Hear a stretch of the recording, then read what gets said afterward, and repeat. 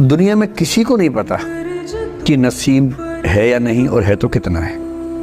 सब तुक्का लगा रहे हैं, मैं भी तुक्का लगा रहा हूँ। ठीक, जो हार जाता है ना, उसको तसल्ली देना बहुत ज़रूरी है, वरना वो जी नहीं पाएगा।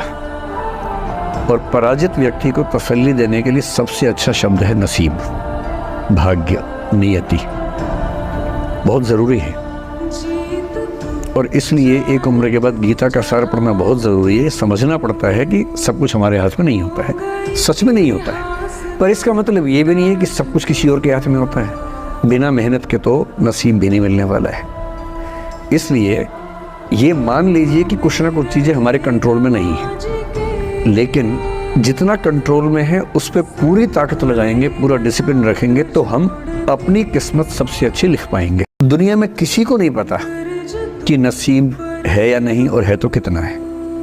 सब तुक्का लगा रहे हैं, मैं भी तुक्का लगा रहा हूँ। ठीक, जो हार जाता है ना, उसको तसल्ली देना बहुत ज़रूरी है, वरना वो जी नहीं पाएगा। और पराजित व्यक्ति को तसल्ली देने के लिए सबसे अच्छा शब्द है नसीब, भाग्य, नियति। बहुत ज़रूरी है। और इसलिए एक उम्र के बाद गीता का सार पढ़ना बहुत ज़रूरी है। समझना पड़ता है कि सब कुछ हमारे हाथ में नहीं होता है, सच में नहीं होता है। पर इसका मतलब ये भी नहीं है कि सब कुछ किसी और के हाथ में होता है। बिना मेहनत के तो नसीब भी नहीं मिलने वाला है। इसलिए ये मान लीजिए कि कुछ ना कुछ चीज़ें हमारे कंट्रोल में नहीं है, लेकिन जितना कंट्रोल में है उस पर पूरी ताकत लगाएंगे, पूरा डिसिप्लिन रखेंगे, तो हम अपनी किस्मत सबसे अच्छी लिख पाएंगे।